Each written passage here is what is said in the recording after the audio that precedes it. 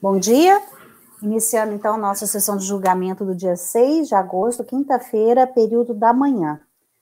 Vamos começar voltando no item 71 da pauta do doutor Pinheiro, que ele pediu só uma vista para consertar o acórdão dele, então pode falar, doutor Pinheiro. Pode relembrar os colegas do que se trata e fazer.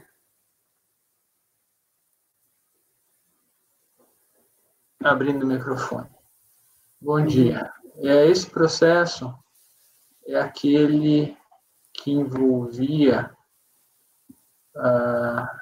aqui o artigo 42 da 9.430 sobre o limite de até 12.080 mil lá que trata o artigo, o parágrafo 2, 3, parágrafo 3º, inciso 2. Eu adotei o entendimento de seguir a jurisprudência da Câmara Superior e, inclusive, um dos paradigmas desse entendimento que a própria Câmara reverteu. Inicialmente, eles seguiam a ideia de que deveria ser feito individualmente a aplicação do limite para cada cotitular e entenderam que teria que ser feito em relação não individualmente, mas considerando-se o universo total de contas de titularidade individual e conjunta, e daí se aplicando o limite. E esse entendimento tem por base um primeiro acórdão de 2016, que é o 9.202/4012, de maio de 2016. Eu transcrevo aqui a ementa e a argumentação do conselheiro relator Luiz Eduardo de Oliveira Santos, que já é conhecido.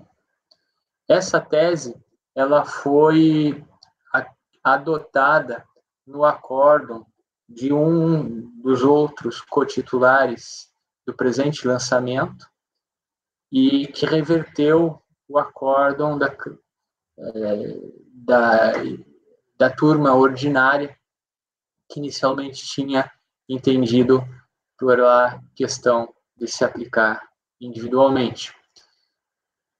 Só que este acórdão, apesar dele aplicar a tese jurídica, na conclusão, que era até aquele trecho que eu havia lido e discutido com a doutora Miriam ontem, ele adota o entendimento de que, como eram 3 os cotitulares, e já em um deles havia sido integralmente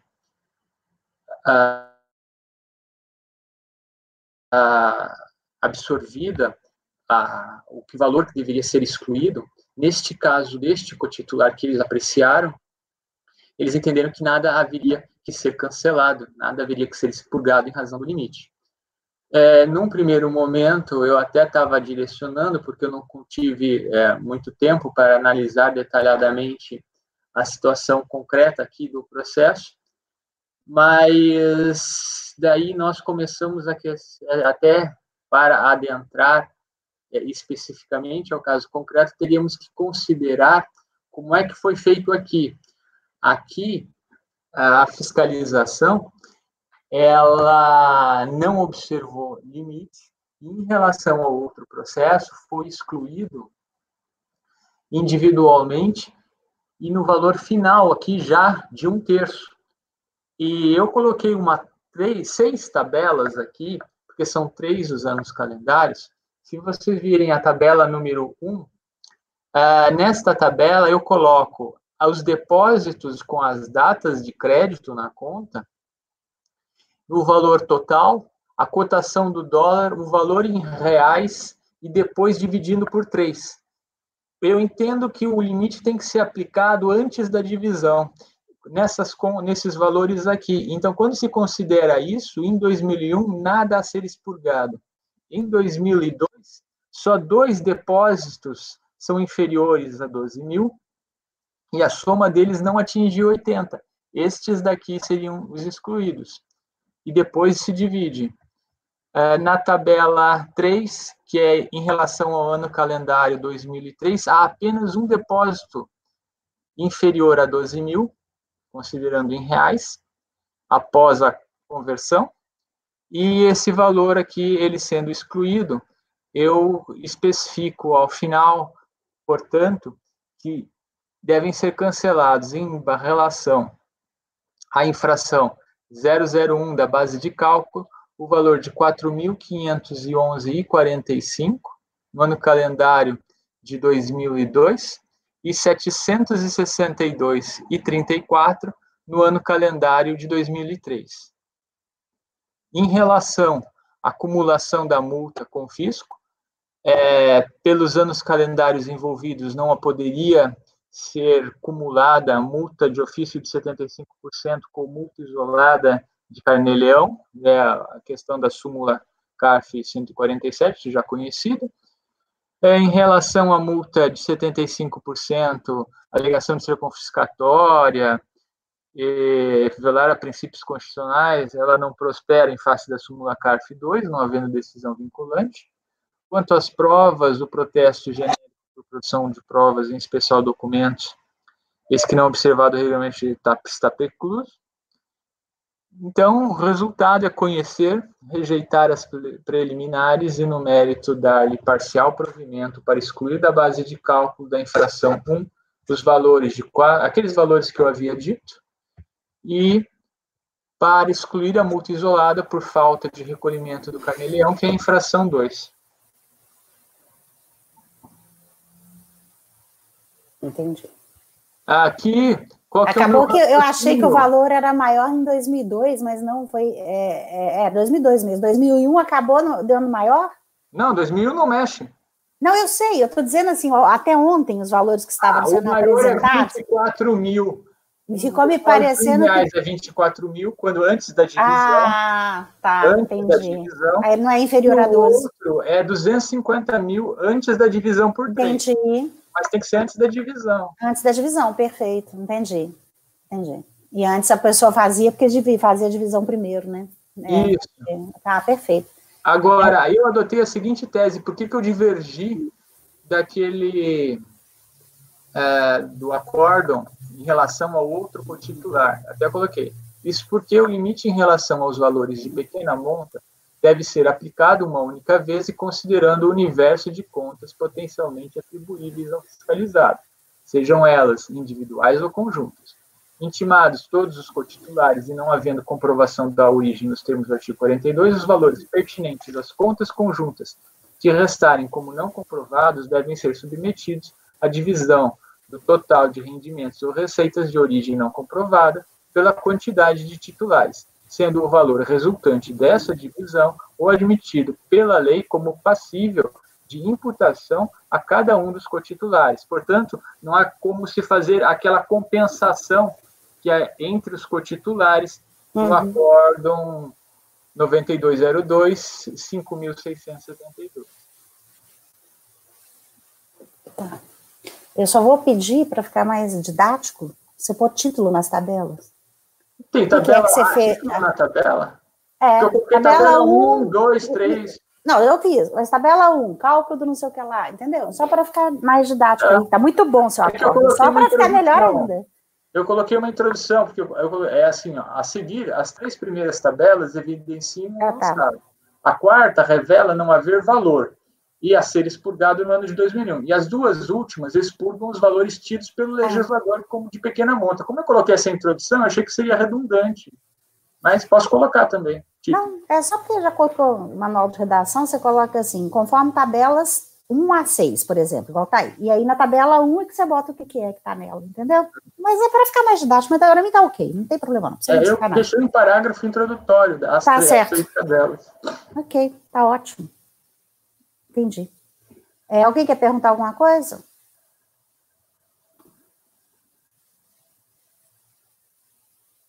Não? Votamos? Então, o encaminhamento do Topinheiro é pelo provimento, rejeitar as preliminares no mérito da provimento parcial e recurso voluntário para excluir da base de cálculo do lançamento. Infração 1, o valor de R$ 4.511,45 no ano calendário 2002 e o valor de R$ 762,34 no ano calendário 2003, e para excluir a multa isolada por falta de recolhimento de carnê-leão, que é a infração 2, os entre parênteses. Cleberson. Acompanho o relator. Acompanho. Raide. Acompanho. Acompanho. Acompanho. Então, por unanimidade de votos, isso aí que eu já tinha lido. Então, beleza, provimento parcial, ótimo. Então, item 71 tá ok. Agora, vamos para a pauta de hoje. Sou eu. Lá na frente, item 99. Bem. O item 99 é a contribuição previdenciária que o fiscal lançou sobre auxílio creche. E aí a defesa vem falando que auxílio creche é indenizatório, que isso aí não pode ser base de cálculo. A DRJ manteve, porque não teve comprovação da despesa, né? Mas veio para o CARF aí insistindo nessa tese, e eu tenho uma súmula do CARF, que é a 64, que determina que não existe contribuição providenciária sobre verba concedida. Eu também entendia, sabe, que tinha que ter comprovação. Então, eu discorri um pouquinho no mérito. Eu falo do artigo 28, que fala o que é salário de contribuição, cito o parágrafo 9º, e a linha S, que fala pago de acordo com a legislação trabalhista, quando devidamente comprovadas as despesas. Então, aí eu falei, em que pese a lei exige a devida comprovação das despesas, o STJ passou com entendimento pela não incidência da contribuição sobre a produção dos pagos de auxílio creche, conforme súmula número 310. A PGFN elaborou um parecer, faça o entendimento classificado de jurisprudência no sentido que os valores pagos a título de auxílio creche não integram salário de contribuição assim emendado. Cito o parecer. A matéria também foi objeto da súmula do CARF, sendo assim devidas contribuições apuradas do provimento.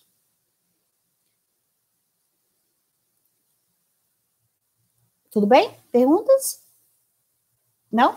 Eu ainda não. Eu demorei aqui para abrir o arquivo devido a um bug aqui no computador. Ok. Mas eu só queria me recordar, a PGFN não fala da comprovação de despesa? Não, eu li, sabe? Eu andei lendo os acordos que deram origem à súmula do CARF, e neles consta que, independentemente da comprovação da despesa.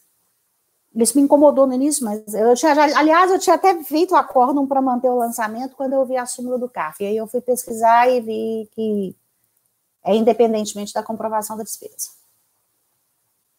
Se você quiser ler o parecer da PGFN, mas é interessante ver os acórdãos que deram origem à súmula do CARF. O parecer da PGFN, ele fala isso, né? Cleberson, sinceramente, o parecer eu já não lembro mais. Eu li, o que eu tenho certeza é que os acórdãos que serviram de paradigma para a súmula falam isso. Que independe da comprovação da despesa. O parecer, eu acho que deve comentar também, mas é que agora eu já não lembro mais exatamente. Na época eu consultei. Podemos dar uma olhada nele aí. Tá, não, é porque só para entender, porque quer dizer que a fiscalização ela deve descaracterizar, então, que não houve a despesa. Que não houve? Hã? Não entendi. Não, porque a despesa não pode ficar livre de verificação, né? Ela pode sofrer auditoria. A fiscalização não deve só indicar que incide a contribuição contra a legislação, mas sim desqualificá-la. Dizer que aquilo não foi auxílio creche, foi não é? Um pagamento desvirtuado, não é isso? Ou então que nem houve, que é inexistente, é uma ficção que foi lançada na contabilidade. Eu acho que é assim o raciocínio, então, né? Qual o raciocínio? Explica para mim. A fiscalização teria que falar que aquilo que foi pago não era auxílio creche. Aqui aqui o que ela fala de independentemente de comprovação, para mim, precisava de comprovar o comprovante que a criança estava matriculada na creche, no jardim de infância, como vocês quiserem. Era isso que eu estou dizendo que não precisa comprovar. Não, tudo bem. Não, eu estou dizendo é que paga-se a título de auxílio creche, mas a fiscalização, ela diz ela pede para comprovar que realmente está sendo utilizado em creche?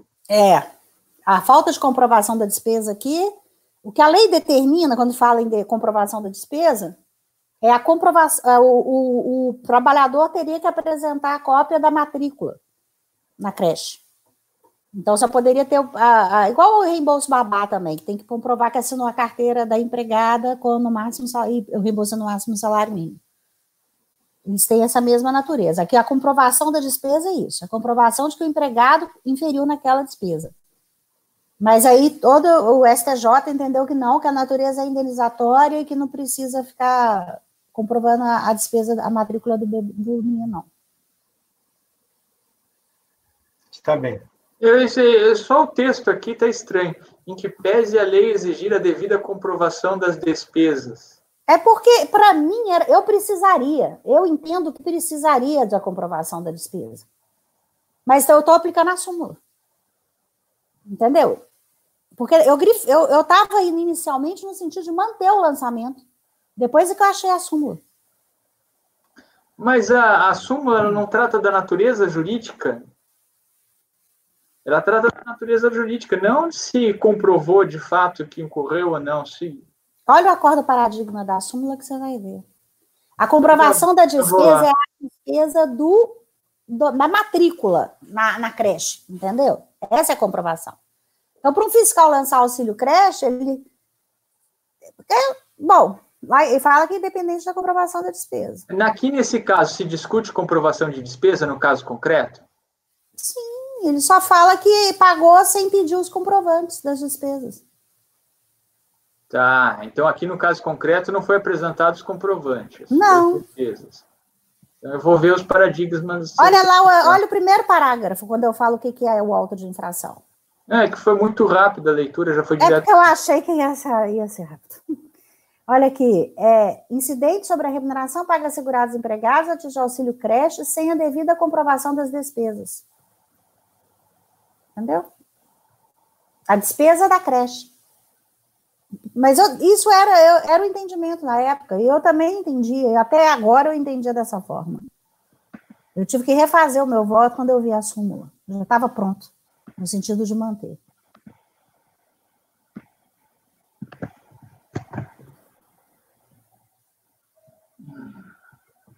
Aí eu fui para os... Porque mesmo a súmula, para mim, também, só falava... A súmula também me deixou dúvida.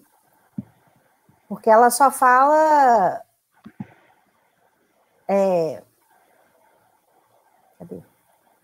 Não incidem contribuições sobre as áreas concedidas seguradas, empregados de auxílio creche na forma do artigo 7º, inciso 25 da Constituição em faixa de natureza indenizatória, independente de mais nada. Então, o valor pago a esse tipo.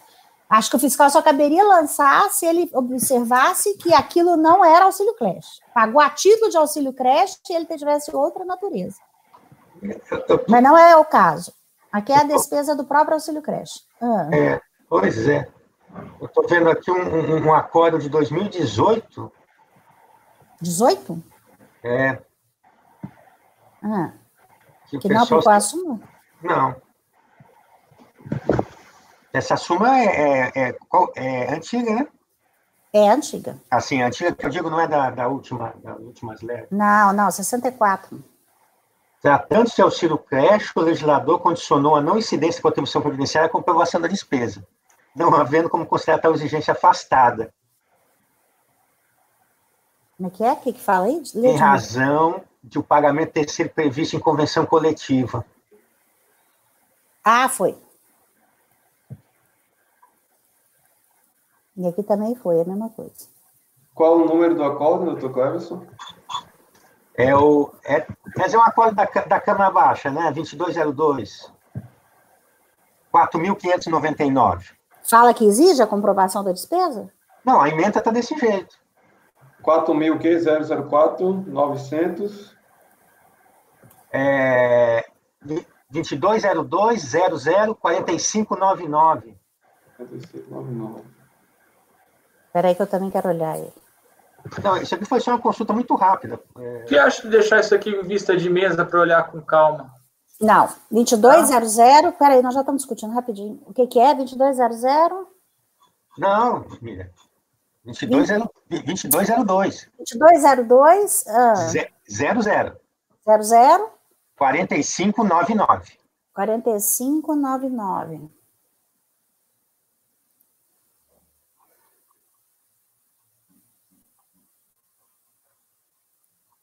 Me parece que não afasta a necessidade de se comprovar o efetivo recolhimento. Ele até cita, eu estou vendo aqui que ele cita a súmula 64 do CARF aqui, mas não a súmula do STJ.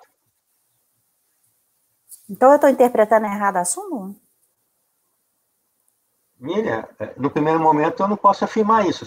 É interessante ler os paradigmas. Está havendo uma divergência aqui. Veja, para mim sempre precisou da comprovação da despesa, tá? Foi só na hora que eu fui fazer esse acórdão que eu tive essa dificuldade.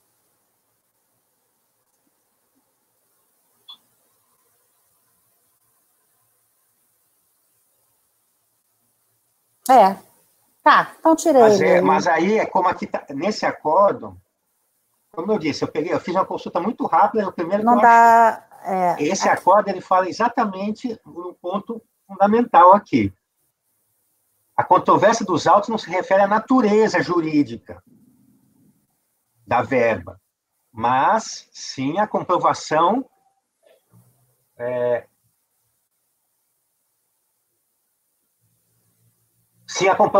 da empresa dos gastos. Ah, não. Aqui estava em folha de pagamento. O fiscal levantou com base na folha. A empresa pagou o auxílio creche. Não, dos gastos.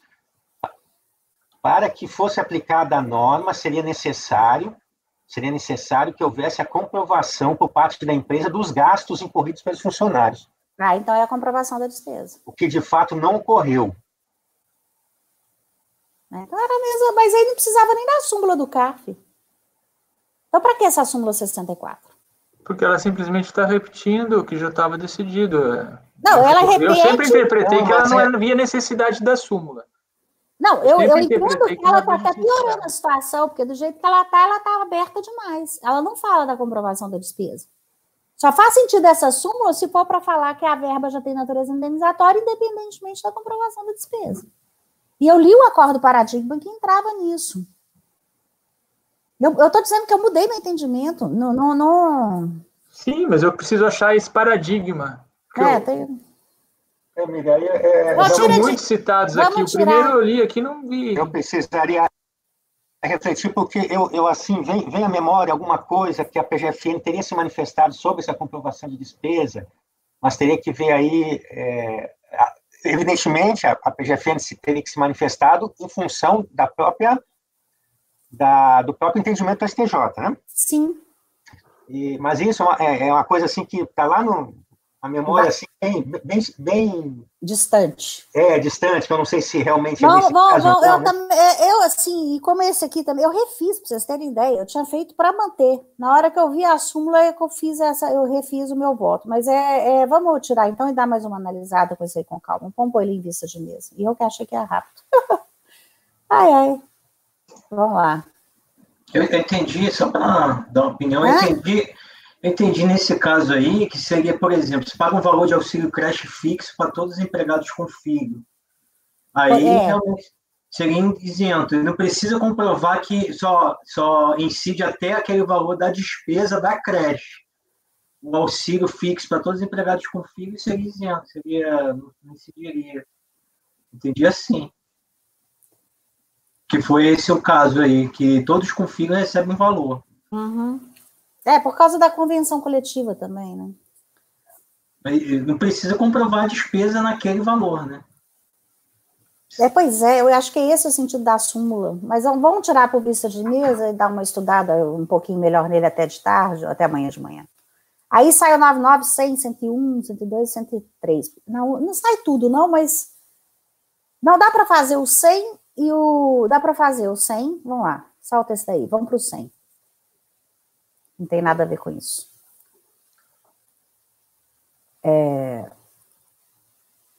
Quais que ficaram em vista também? Vai sair o 99, o 102 e o 103. Dá para fazer o 100 e o 101. O 100, então. O 100 é a mesma empresa, mas referente à contribuição de segurado retida e não repassada pela empresa à Previdência na época própria. Valores pagos a empregados e contribuintes individuais dos sócios, apurada com base na folha de pagamento e na contabilidade. E foi emitida representação fiscal para fins penais. A empresa alega que houve o repasse das verbas, requer seja possível retificar as declarações emitidas para propiciar uma apuração justa dos valores de fatos devidos. Então, ela nem discorda que não deve, ela só acha que está errado. Aí a DRJ manteve o lançamento, no recurso, a contribuinte vem com a tese que é exigibilidade de contribuição para o SEBRAE, INCRA, SESC e SENAC. Diz que ela se defende do auxílio creche, aqui não é auxílio creche, falando que ela é verba indenizatória, e que é nulo o auto de infração e os crimes praticados em tese, e pede o arquivamento. Aí eu vou no mérito, conforme o relatório fiscal, verifico que, de fato, a fiscalização cita as contribuições incidentes sobre o auxílio creche. No relatório fiscal ele fala disso, mas eu acho que é porque ele fez também um relatório mais genérico para a fiscalização como um todo. Mas também afirma que o lançamento se refere a contribuições retidas dos segurados empregados e contribuintes individuais não repassadas à época própria. Na impugnação, o contribuinte demonstra ter entendido, porque o relatório fiscal ele fala das duas coisas, tá? Ele fala do auxílio creche também. Então, até eu tive uma dificuldade aqui para poder delimitar, porque eu já tinha feito o primeiro, que era auxílio creche. Eu estava achando que isso aqui era assegurado sobre auxílio creche. Aí depois que eu vi que não, que era retido e não repassado. E na impugnação, o contribuinte demonstra ter entendido se tratar de erro material, a referência ao auxílio creche, pois impugna o item 2, exatamente o objeto da autuação, afirmando que os repasses ocorreram e junta documentos na tentativa de demonstrar sua alegação. Os documentos apresentados foram apreciados pela DRJ, que consignou no acordo de impugnação. Sendo assim, conforme a tabela acima, as competências citadas na defesa, 5, 9, 10 e 2, não fazem parte do auto de infração. Então, as competências que ele tenta se defender, são competências que ele apresenta documentos, são competências que nem foram lançadas. As competências 2 de 2007, relativa à contribuição retida de segurados empregados, também não faz parte do levantamento RET, retida de empregados. Que abrange as competências tais a tais. A parte negritada aqui, acho que foi da origem, tá? Sendo assim, estão prejudicados os argumentos e documentos apresentados pelo liquidante, não podendo prosperar a alegação de que houve repasse regular das verbas indicadas, bem como seu pedido de nulidade ou de fração para que a mesma possa certificar as declarações transmitidas. Aliás, nem existe previsão legal para que isto ocorra. Dessa forma, agiu corretamente a fiscalização, lavrar o presente auto de infração, não havendo se falar em qualquer nulidade dos presentes autos. A impugnante não apresentou argumentos ou elementos de prova capazes de elidir o levantamento devendo ser mantido. As competências para as quais ele apresenta a documentação não são competências objeto do lançamento. Portanto, não há lançamento em duplicidade, conforme alegado, somente no recurso, o que caracteriza a preclusão, porque ele fala que teve lançamento em duplicidade. Dessa forma, sendo considerada não impugnada a parte do lançamento que não tenha sido expressamente contestado pelo contribuinte, ocorre a preclusão. Logo, não podem ser apreciados na fase recursal os argumentos trazidos no recurso que não foram apresentados por ocasião da impugnação, que é a questão lá dos terceiros. De qualquer forma, como bem entendeu o recorrente e restou esclarecido acima, o lançamento se refere a contribuições retidas e não recolhidas à época própria, não havendo relação com o levantamento efetuado no DEBICAD, tal que é o de auxílio creche. A preclusão também se verifica no argumento sobre liminares relativos a contribuições para outras entidades e fundos, os terceiros. Porque ele não alegou isso na impugnação. De qualquer forma, como o lançamento de contribuições solidárias, segurados empregados e contribuintes individuais arrecadados e não recolhidos à época própria, tais alegações relativas a contribuições para terceiros não têm relação com o objeto do presente auto de infração. Então, mesmo que ele não alegou, mas também não tem nada a ver. Sendo assim, correto o lançamento fiscal, cita a lei artigo 30 a 10.666, são os dois artigos que falam para fazer a retenção, e diante do exposto, conheço no mérito, nego o provimento. Muitas alegações dele não tem nada a ver com esse processo, então a única que eu poderia dizer que haveria seria um cerceamento de defesa, na medida em que o fiscal fala também do auxílio creche no relatório fiscal. Mas ele fala das duas infrações. Na impugnação ele se defende exatamente dessa. Então eu entendi que ele entendeu. Aí ele veio falar cerceamento depois, aí eu não aceitei.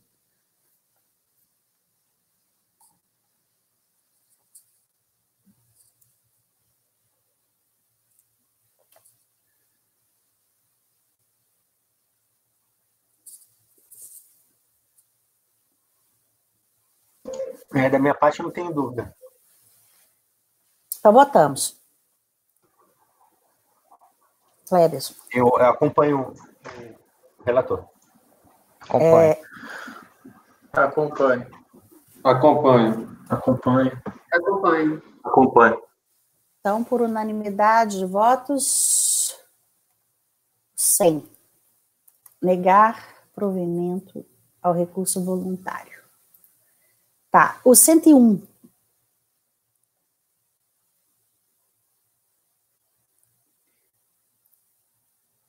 O 101 é um AI-35, né?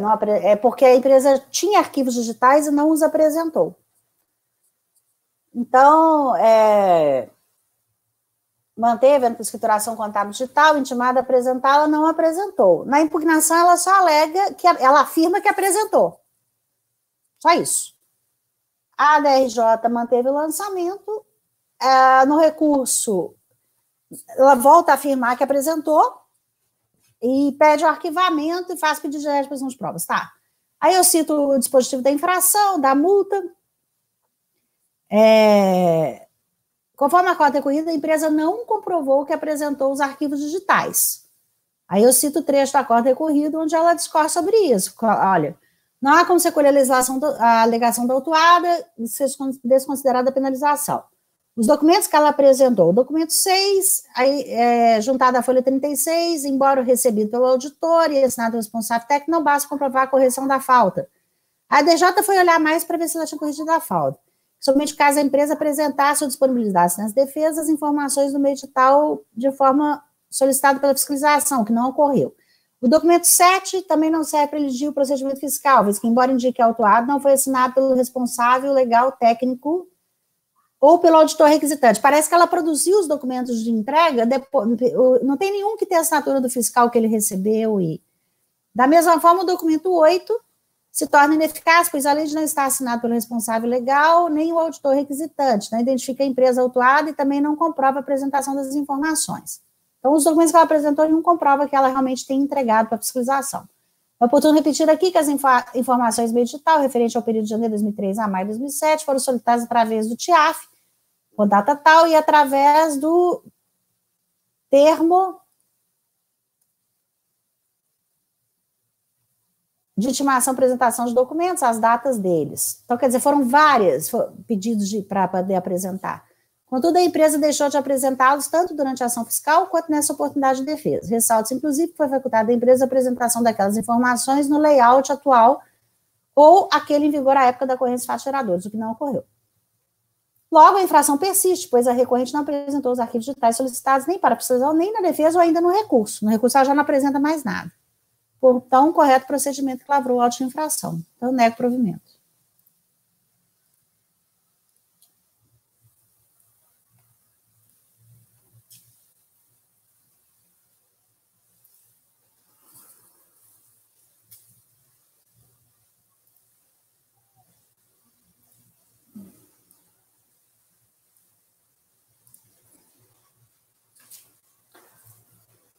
Cleberson.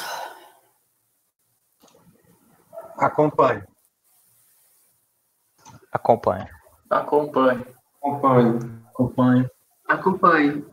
Então, por unanimidade de votos, desculpa, André, eu atropelei, achei que você já tinha falado. Com as ações plenadas, por unidade de negar provimento. O 102 e o 103 é aí 59 e aí 30.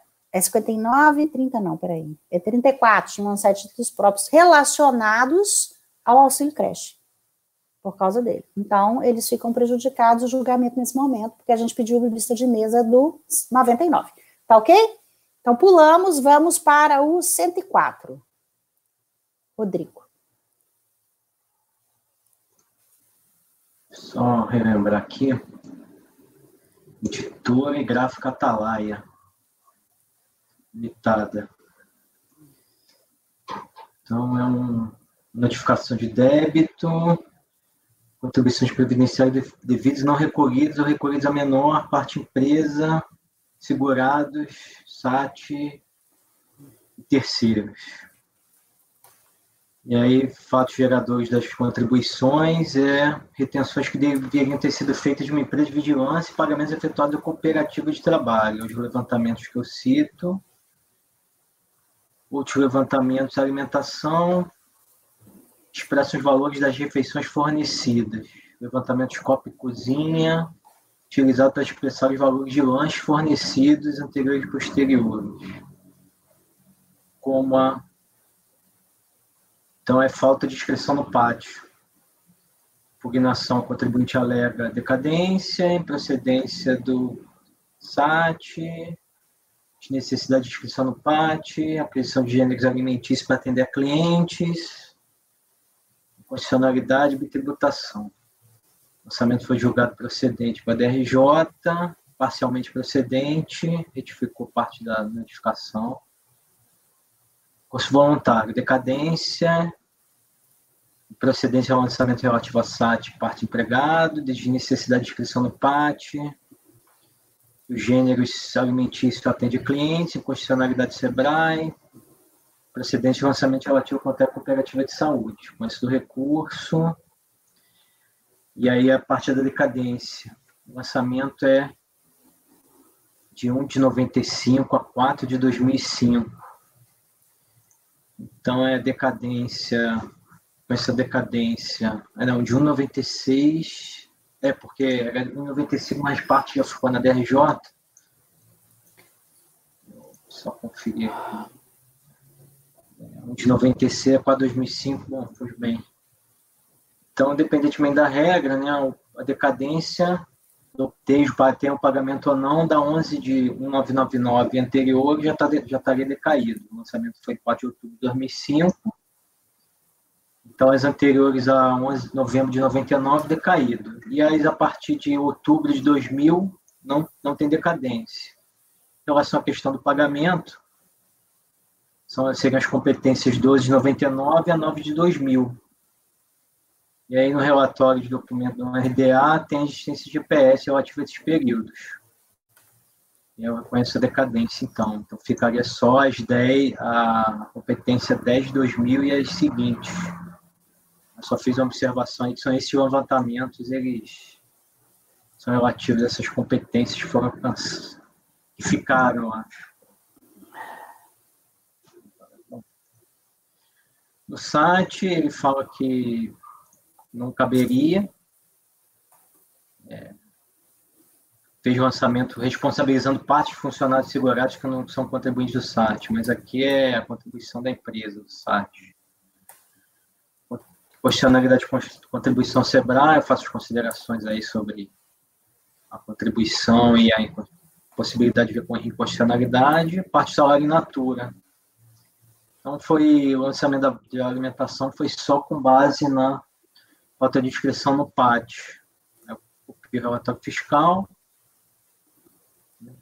que foi só coisas, foram gêneros em espécie de gêneros alimentícios, né? O argumento do contribuinte era que era para cliente, mas foi só por conta do PAT. E aí eu cito o ato declaratório em relação à questão do PAT. Afasta o levantamento desse levantamento relativo à alimentação. E esse serviço cooperativo, prestado por cooperativo, que aí também tem constitucionalidade dessa contribuição do 15%, serviços prestados. E aí exclui esses dois levantamentos que eu cito. Então, a decadência das 9 de 2000 anteriores e esse lançamento relativo a esses levantamentos aqui. Você aplicou o artigo 150, né? Porque foi diferença. Foi 150,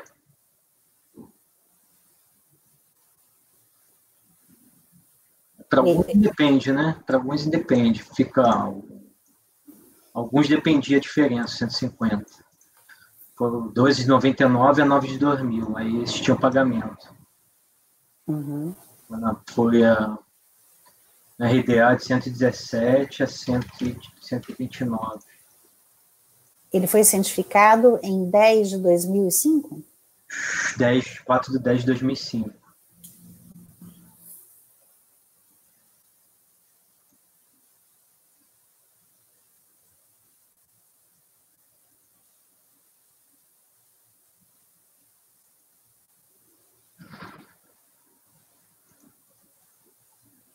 E a alimentação foi em natura?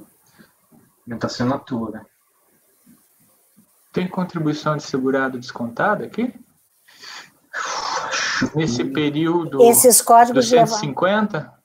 Tinha. No código, perdão?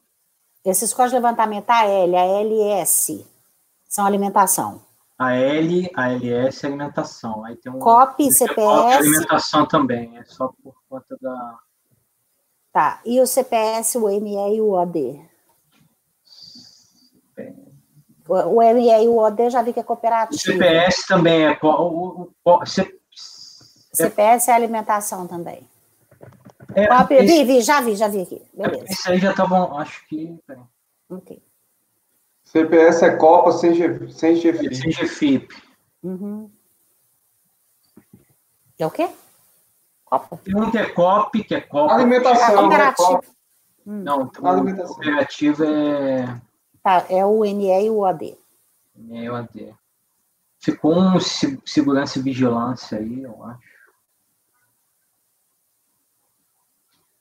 Ficou, eu acho. Acho que de tudo fica só o levantamento que é serviço de vigilância, que ele nem questiona. Relativos a... Razão sem GFIP também. Que é a parte contribuinte individual.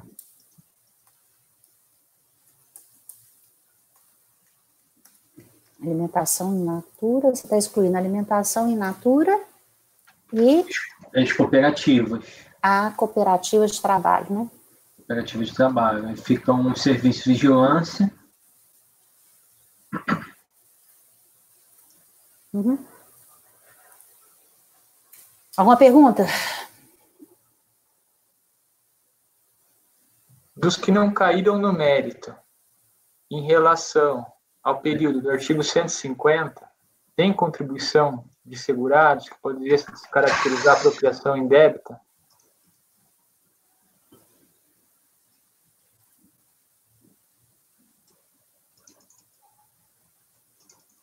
Contribuição, peraí, deixa eu só ver. Por que, Pedro? Mas não bastaria só o AGPS ali? Não, A súmula 106 do CARF não fala que quando desloca para o 173, ela fala lá, caracterizada a ocorrência de apropriação indébita das contribuições previdenciárias descontadas de segurado empregado, contribuinte individual. O prazo é 173.1. Eu quero descaracterizar essa hipótese aqui. Isso não me Se houvesse apropriação indébita, o fiscal teria lançado, né? Deixa eu só ver aqui. Em relação à decadência, eu tenho duas ponderações para fazer. Depois dessa análise aí do doutor Pinheiro. Depois que finalizar a análise dele, né? Mas eu acredito que tivesse a apropriação tem que estar explícito, né? É só dando relatório, né? No RDA? Não, no relatório. No relatório fiscal. 174 a 177. Ele falaria. O senhor já leu, ele não fala, né, doutor Reto? Isso? Não encontrei falando nada de apropriação indébita, né? Porque se tivesse apropriação, ele iria, mas na contribuição dos segurados, né? Hospital da Bahia.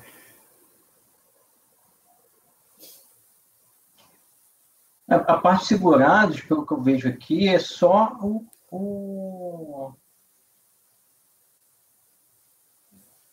a parte da alimentação. Teve auxílio creche nesse aí também. Ele não contestou? Não, de forma específica, não. Auxílio creche?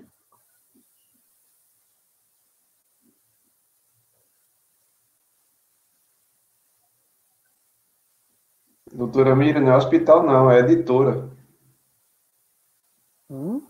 Auxílio creche? Editora e gráfica Atalaia. Porque a senhora falou hospital... Eu abri o processo errado, peguei o número errado, então. Da onde eu peguei o número? Do seu processo, não é o 104? Não. É, 0. Será que eu abri errado aqui? Então, peraí. Certo. Não, desculpa, eu estou confundindo. Consegui relocalizar no relatório fiscal a seguinte observação. As contribuições devidas por segurados desta NFLD foram todas aferidas pela alíquota mínima, não havendo provas do crime de apropriação indébita previdenciária. Então, pronto. É interessante o relator constar isso no voto. Onde a parte da decadência, isso tem pagamento, é isso? É para não atrair a regra, né, do 173. Mas pelo relatório de apropriação, se tivesse a GPS ali, ele teria se apropriado de toda forma? Se tivesse a GPS, estaria quitado. Nota que em algumas competências, a contribuição de segurados tem dedução. Essa dedução é apropriação de GPS. Tá. Não é todas que têm lançamento. Olha lá no DAD.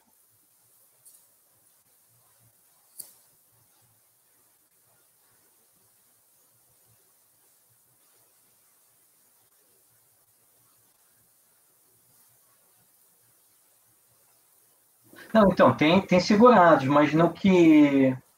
porque poderia se apropriar de parte, um pouquinho da parte segurada e ter sobrado alguma coisa, é isso? Essa apropriação indébita é aquela que o contribuinte desconta, mas não... eu acabei de julgar. Mas não recolhe. Não é a apropriação da GPS. A apropriação da GPS dá por quitada parte ou integralmente a rubrica. Entendi. Aí iria para a regra do 73 mesmo, né? Mesmo que tivesse parte do... Se ele descontou e não recolheu, entendi. Aí vai para a regra do 173 pela súmula 106. O CPS é alimentação mesmo? É alimentação sem GFIP. Com GFIP. O que é Copa e Cozinha? Por que ele chamou isso? Porque era um lançamento, acho que foi um lançamento, ele pegou pelo livro, que é um lançamento que o contribuinte fala que seria despesas de Copa para clientes, se eu não me engano, acho que é isso. Se eu bem me lembro.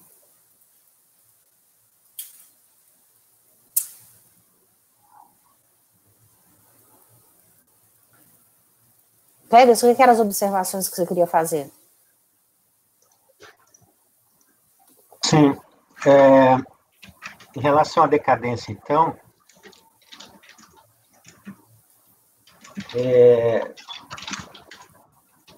tem uma parte aqui que o Rodrigo falou que ele não contestou, se entendi bem, retenções que deveriam ter sido feitas em serviço de vigilância. Perdão? Não, da parte de decadência? Não, eu vou fazer duas ponderações em relação à decadência. A primeira, relacionada à parte do crédito, que eu entendi que não houve contestação,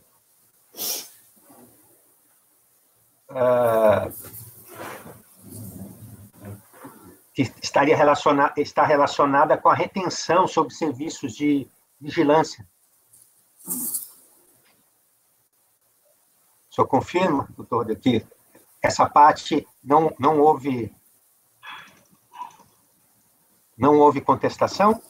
É retenção de 11%? Pelo DD eu vi que é.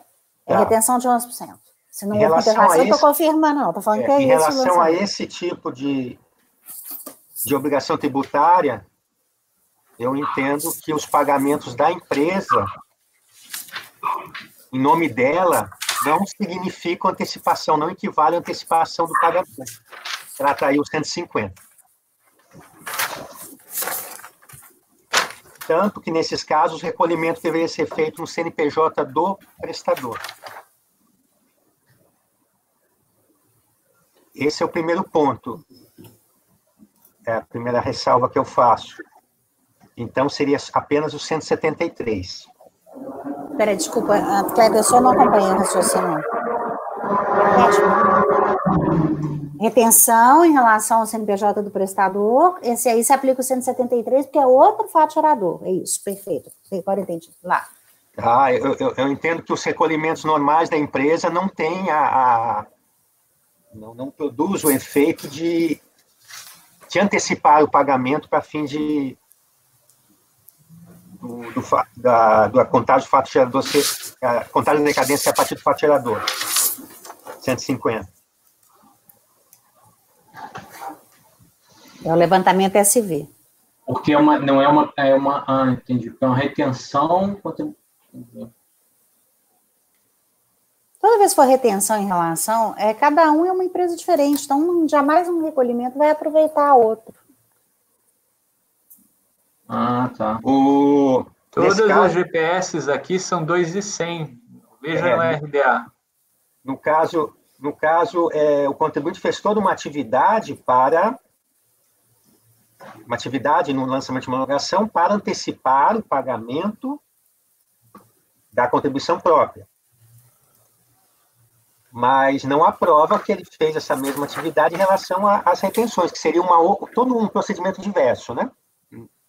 É uma obrigação tributária, mas não mantém nenhuma relação de cálculo ou de identificação da base, etc. Essa é a primeira observação. A segunda que eu faço é que nesse discriminativo das GPS apresentadas,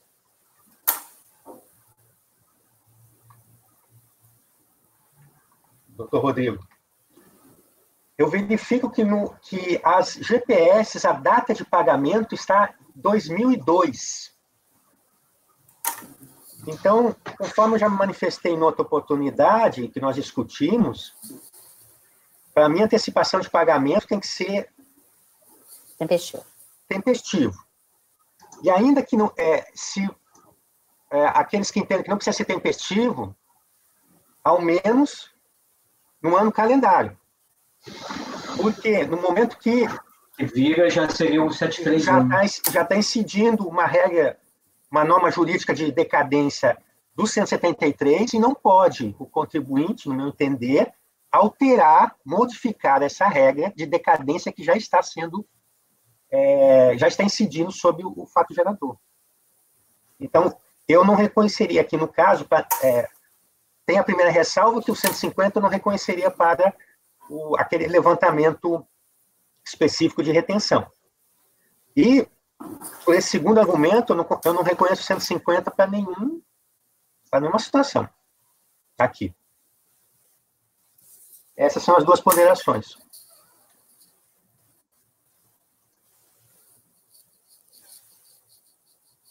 E eu também penso dessa forma. Não, vou rever isso aqui. Lista de mesa? Para dar uma revisada? Aproveitando só só para confirmar, todos os levantamentos se referem à alimentação in natura, né, doutor Rodrigo? Todos, né? Não, os que são de alimentação. Né? Alimentação, sim. Não, todos os de alimentação são in natura, né? Há uma divisão lá do fiscal por algum critério lá. É porque uma refeição, outra lanche, doutor Cleves. Refeição e lanche, mas sempre fornecido pela empresa in natura, né? In natura, né? Tá. Só para confirmar isso, porque como são vários levantamentos, poderia ter em algum deles alguma peculiaridade que pudesse, eventualmente, dar um tratamento diferenciado. Mas se não há, ok. Não, acho que ele diferenciou por conta acho que só da origem lá. Se um via do razão, da conta do razão. O nome Copa e Cozinha é esquisito. Né, assim, por que ele deu esse nome? É isso aí, porque um tá na... Tem uma rubrica, são as rubricas do livro Razão. Uma era a rubrica alimentação do Razão e outra é cópia e cozinha do Razão. Ele tirou tudo do Razão.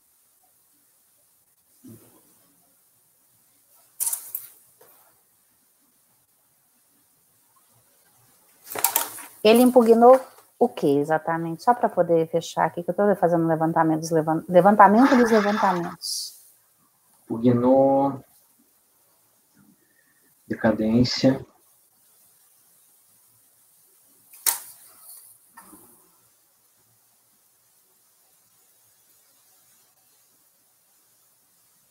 Então, SAT, a parte do SAT. Ele fala sobre o PAT, programa de alimentação. Alimentação.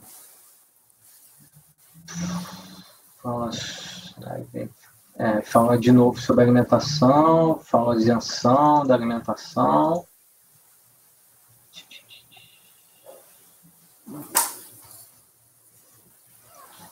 Fala sobre as contribuições a terceiro, constitucionalidade do SEBRAE. SEBRAE. Cooperativa. Rubrica cooperativa. Então, ele não contesta o levantamento de contribuinte individual, que é o RAZ e RZS, e nem o de retenção, que é o SV. É isso? Isso. Tá. Você quer dar uma olhada nessa questão da decadência? Tá. Então, vamos fazer uma vista de mesa desse aí também, para poder apreciar essa questão aí. E a alimentação, tem certeza que é toda in natura, né? Para mim, se fosse ticket, também resolveria. Bom, o item 105, 106, 107 da Transmatic foram retirados de pauta e o 108 também da Celban. Então, o próximo agora é o 109, da Andréia.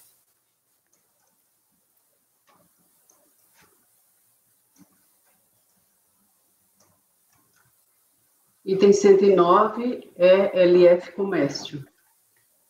Esse aqui é auto de infração relativa à multa por infração ao artigo 32, inciso 2 da Lei 8.212, pelo fato do contribuinte não ter lançado em títulos próprios de sua contabilidade os pagamentos efetuados aos segurados empregados e contribuintes individuais, a título de Premium Card. No recurso voluntário, ele alega que a multa aplicada é ilegal e inconstitucional, tem caráter confiscatório, afronta o princípio da razoabilidade e proporcionalidade, que a DRJ se esquivou de apreciar os argumentos apresentados pelo contribuinte na impugnação, é considerado infrator primário e que restaram configurados as circunstâncias atenuantes. Sim. Dinheiro está 2 vezes? Eu vou excluir o apagado. Eu fui chutado por um acaso, porque...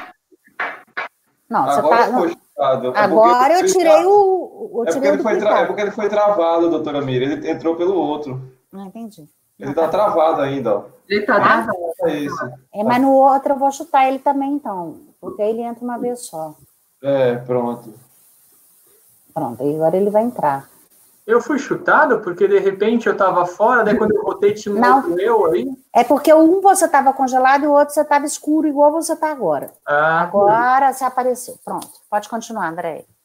Sim, então o contribuinte, ele diz que é considerado infrator primário, que restaram configurados as circunstâncias atenuantes, que não houve intuito de dolo na omissão na prática das operações.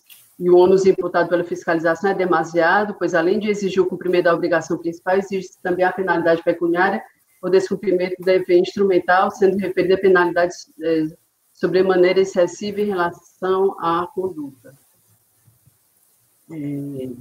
Mérito. Segundo o relatório fiscal, ao deixar de registrar em contas individualizadas todos os fatos geradores de todas as contribuições, o montante das quantias descontadas, as contribuições da empresa e os totais recolhidos, precisamente pagamentos efetuados aos segurados empregados, de contribuintes individuais por meio do cartão de premiação, denominado Premium Card, fornecido pela empresa House S.A., a empresa infringiu legislação tributária, o que ensejou a aplicação da multa. Ao interpor seu recurso voluntário, a recorrente traz apenas alegações genéricas relacionadas à ilegalidade e inconstitucionalidade da aplicação da multa, efeito confiscatório, princípios da razoabilidade, proporcionalidade, alegando ainda que a DRJ se esquivou de apreciar referidos argumentos e que é considerada infratora primária e que restaram configuradas as circunstâncias atenuantes previstas no artigo 291 do Decreto 3048, pois retificou sua escrituração contábil anteriormente ao julgamento em primeira instância, corrigindo as faltas nos termos do parágrafo 1º do mesmo dispositivo legal. Assevera que não houve intuito doloso na omissão da prática das operações, normalmente pelo fato de que as mesmas estão documentadas nos registros contábeis, afirma que é demasiado o ônus que lhe imputa a fiscalização, pois além de exigir o cumprimento da obrigação principal, exige também a penalidade pecuniária por descumprimento de dever instrumental, sendo referida a penalidade sobremaneira excessiva em relação à conduta. Inicialmente, cabe registrar que a infração fiscal independe da intenção do agente ou responsável, conforme preceitua o artigo 136 do CTN, que eu cito. O efeito ocorrido fato conduta previamente descrito na norma de incidência basta para o nascimento da obrigação tributária decorrente da relação jurídica legalmente estabelecida, né, nos termos do artigo 103, parágrafo 1º, 2º, 114 e 115 do CTN, cabendo à autoridade administrativa, em face do princípio da legalidade, a constituição do crédito tributário pelo lançamento, nos termos do 142 do CTN. Então, conforme se verifica do lançamento, no dispositivo legal da multa aplicada, claramente indica a sua apuração, com base no artigo 92 e 102, do Regulamento da Previdência Social, em face do dispositivo do artigo 32, inciso 2 da Lei 8.212. Destaque-se ainda que a penalidade foi aplicada de acordo com a legislação vigente à época dos fatos, que não há que se falar em ilegalidade e inconstitucionalidade, o que torna importante o registro do enunciado da súmula número 2 do CARF. Eu cito: destaque-se ainda que, apesar de o contribuinte alegar que corrigiu as faltas incorridas, conforme se verifica da informação do Serviço de Fiscalização acostada aos autos da folha 29, a empresa não apresentou escrituração contábil retificada, razão porque não há que se falar em correção da infração praticada, objeto do presente lançamento. Dessa forma, entendo que não assiste razão à recorrente, devendo ser mantida a exigência contida no lançamento. E a minha conclusão, ante o exposto, voto por conhecer do recurso voluntário e negar reprovimento.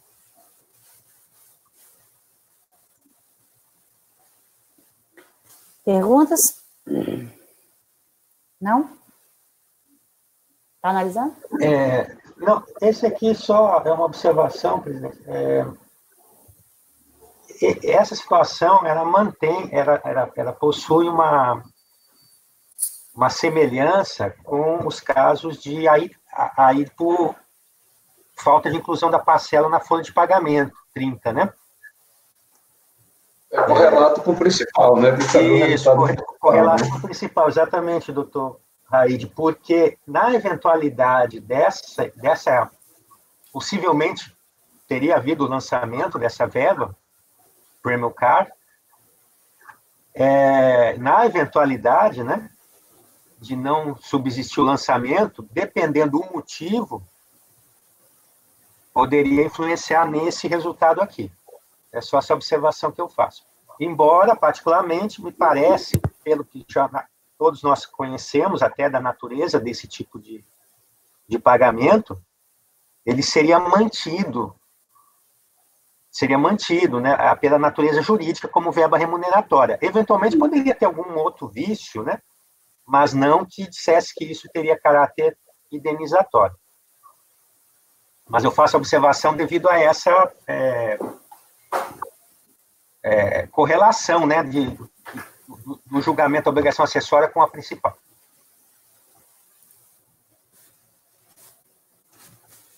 Ok. Os senhores traem alguma consequência disso? Não, eu acho que aqui nós temos que tomar uma decisão, né? Eu normalmente, nesses casos, doutor Pinheiro, eu procuro ver se eu localizo o principal, só para ficar com a com a visão integral do contribuinte, que eu sempre me refiro, né? E aí eu decido com mais tranquilidade. Mas eu sei das dificuldades de fazer isso. Que nem sempre, né? O acesso é possível, né? Como foram muito processos... Pelos motivos que nós todos já sabemos, né? Mas aqui, pela natureza da verba, eu acho que nós podemos tomar uma decisão aqui para o processo ir em frente e, eventualmente, se tiver alguma questão prejudicial, que o contribuinte embargue, né? Eu acho que seria a solução mais prática aqui.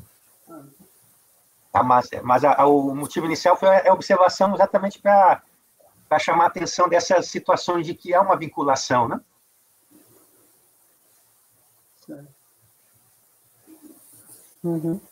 Aí, já adiantando, da minha parte, eu acompanho a relatora para manter o lançamento, ou seja, negar provimento, né? Matheus. Acompanho. Pinheiro. Acompanho. Aide. Acompanho. André. Acompanho. Então, por unanimidade de votos, negar provimento. 110, Pinheiro.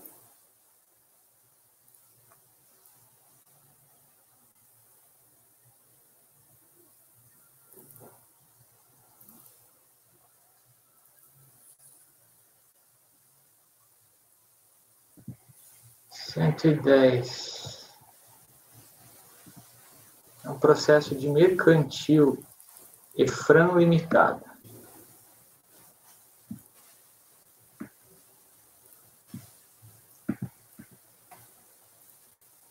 Recurso voluntário contra a decisão da DRJ Recife, que julgou procedente lançamento vinculado em auto de infração relativo ao Código de Fundamento da apesar de regularmente intimada, deixou de exibir à fiscalização todos os documentos relacionados com suas contribuições para a Seguridade Social, tais como as folhas de pagamento e os livros contábeis referentes ao período 1 de 97 a 12 de 97. O lançamento foi cientificado em 27 de 11 de 2007. Na impugnação, se alega basicamente o roubo da documentação e não estar obrigado a guardá-la ao tempo da fiscalização. Eu transcrevo a ementa do acórdão de impugnação. Nas razões recursais se levanta a inadmissibilidade da questão de não ser exigível arrolamento de bens, em subsistência da obrigação de apresentar os documentos, decadência, é o relatório. Diante da intimação em 22/7, interposto em 8/8, é tempestivo, não se exige mais depósito recursal, súmula vinculante, 21, a lei que revogou, preenchidos os requisitos da admissibilidade, toma conhecimento do recurso voluntário, decadentes. O contribuinte foi intimado em 4/10/2007, em 12/11/2007, a apresentar documentos referentes ao período de 1 de 97 a 12 de 97, deixando de exibir à fiscalização todos os documentos relacionados com suas contribuições. Enfim, a infração ao artigo 33, parágrafo 2º e 3º de 8.212. Nesse ponto, temos que ponderar que os artigos 45 e 46 restarão falstados pela súmula vinculante do Supremo, tem o parecer lá da PGFN aprovado pelo ministro, temos as súmulas CARF 72, 99, 106, 148, todas adotando uma mesma linha de entendimento jurídico. Por fim, ainda que a fiscalização tivesse invocado o parágrafo 2º do artigo 348 do Regulamento da Previdência Social, ele não seria aplicável, eis que, em face do contexto acima explicitado, o parágrafo em questão deve ser interpretado como a se referir aos créditos não tributários da Seguridade, estando tal interpretação em consonância na parte final do caput do artigo 54 da Lei 9.784 de 99, em relação à manutenção dos documentos comprobatórios das obrigações previstas no artigo 32, o legislador, ao considerar o prazo decadencial dos artigos 45 e 46, estabelece expressamente no parágrafo 11 do 32 vigente ao tempo das intimações, que o documento deveria ficar arquivado durante 10 anos à disposição da fiscalização.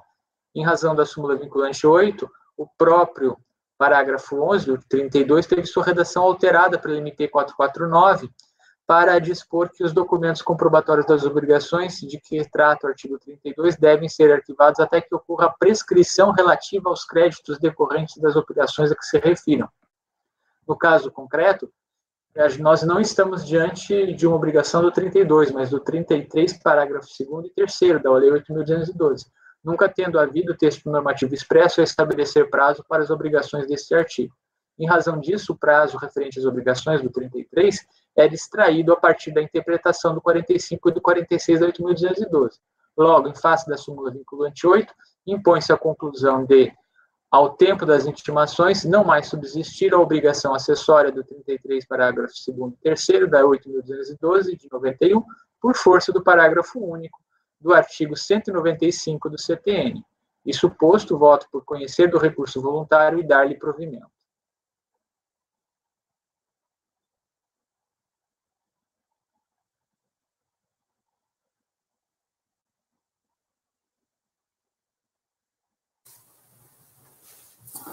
Perguntas?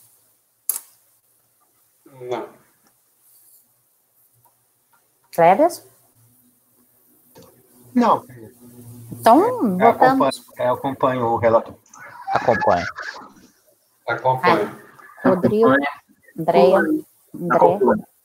Então, por unanimidade de votos, dar provimento ao recurso voluntário.